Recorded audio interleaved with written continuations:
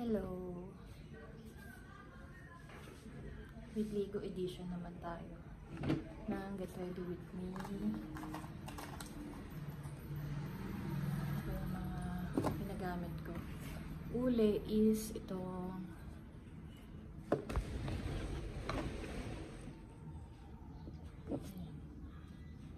Kagayaku Rosmar Ice Pore Minimizing Toner. Tada!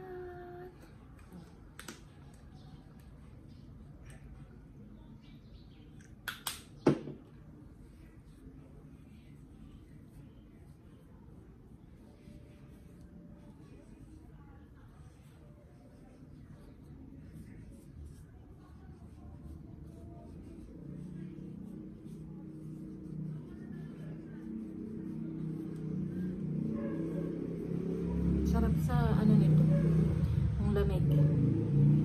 Tapos ang ano pa, minty yung amoy. Kaya nakaka good vibes. Habang pinapahid mo, tsaka habang pinapatuyo. Tapos ito, Cerisay Poreless White Glow Serum. Intense Whitening. Whitening, anti-acne, soothing, tightening, brightening. Parang labo.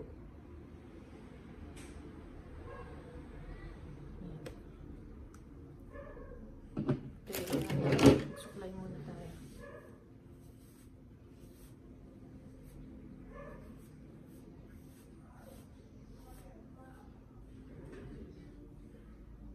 Ganito ako magsuklay kasi pag brush up parang napapangitan ako lalo sa buhok ko. Pag natutuyo, pag brush up. Ayan.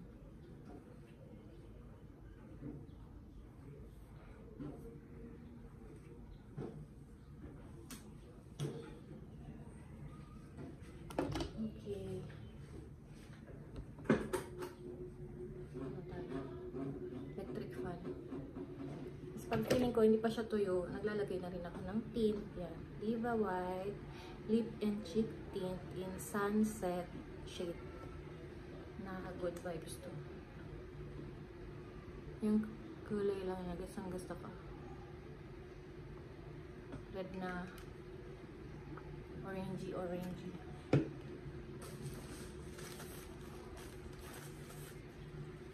Yan. Tapos, chinecheck ko pala yung Aishi Tokyo kanina. Ano pala yun? Halal certified. So, parang feeling ko doon na lang ako mag-stick. Kasi parang feeling ko pag halal certified, mas ano siya, mas legit siya. Mas safe, mga ganon. Yata. Kaysa dito sa Hikari. Baka mag-ano lang ako dun sa Aishi Tokyo. Sorry, paiba-iba isip ko eh. Depende. Ano to, whitening, triple photo protection. Ano din naman to, Japan, premium Japan glutathione. May zinc to, yung isa ata wala. Ang pinag-same lang nila na ingredients is Japan gluta, vitamin C, zinc, ganun. Yung sa Aishi Tokyo. Minsan mag-vlog ako na i-compare ko silang dalawa. Pero, ito na yung next na merong available sa akin na stock na gluta capsule. Medyo kalahati na yung Aishi Tokyo ko. So, baka mag-order na lang ulit ako nun. Kaya lang naisingit lang. Tapos ito. Maglagay na tayo ng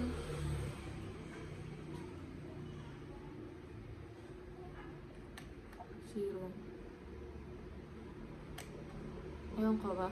Parang ang fresh ng balat ko, ng mukha ko kapag kahit ilang oras na pag may serum. Bakit umiiyak ng bunso ko? Mamaya lalabas kami, kasama din si Pini.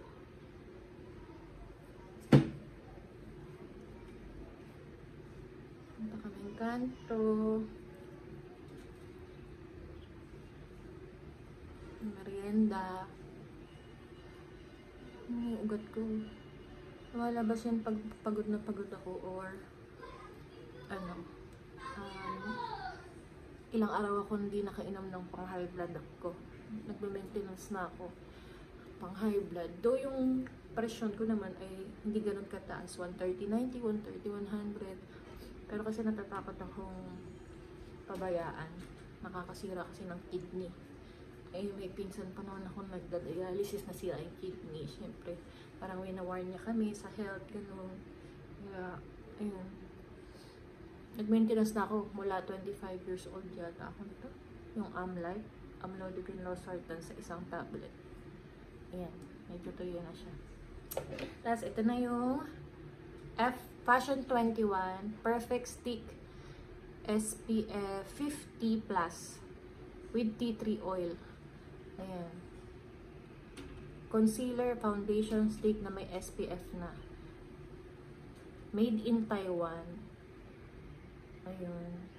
Try natin kasi nga gusto ko yung may ano na agad, sunblock, sunscreen, gano'n. Habang inaano ko yung mga, kinoconceal ko yung mga something sa mukha ko. Para everyday, mas presentable. Oo, ganito pala siya. Ting, ting, ting. Ayan, ganyan kahaba. Ito ay oak na shade. Oak tea. May milk tea, tas may dalawa pa yatang darker shades.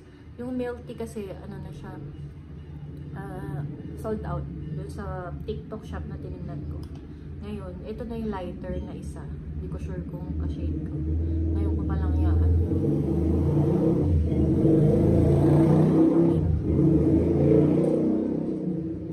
Nahiya ko. Medyo cream siya, pero malambot naman yung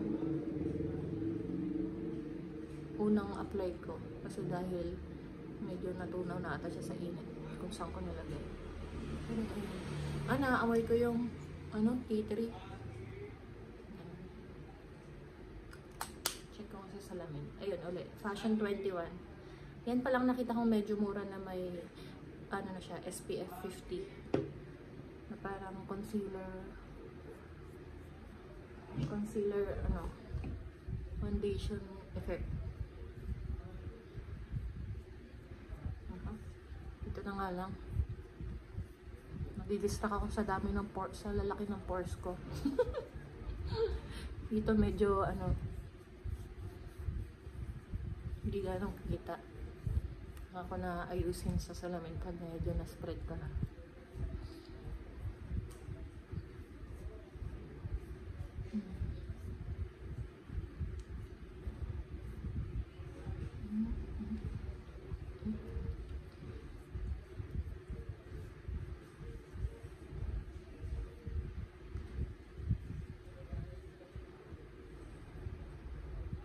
Okay din pala siya, oh. Pag na, na.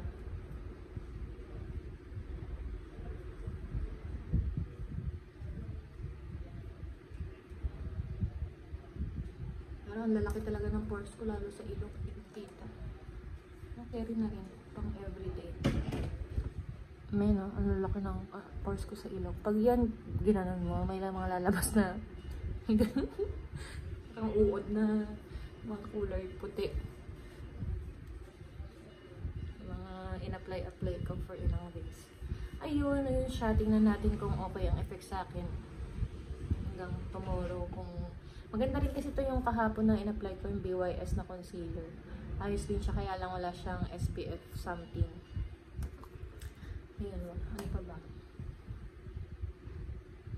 Okay, siguro ito. Hindi gano'n na sa under eye ko.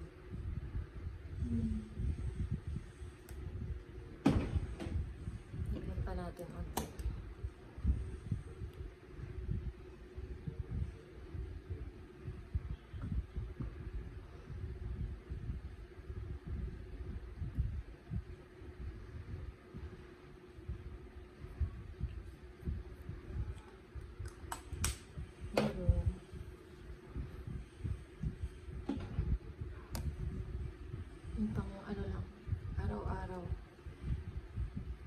Ayan, at least may SPF na rin.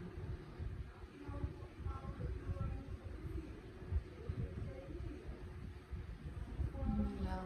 Hindi siya matte finish. So maya-maya siguro sa sobrang oily ko, ano na siya, mangingintab na rin.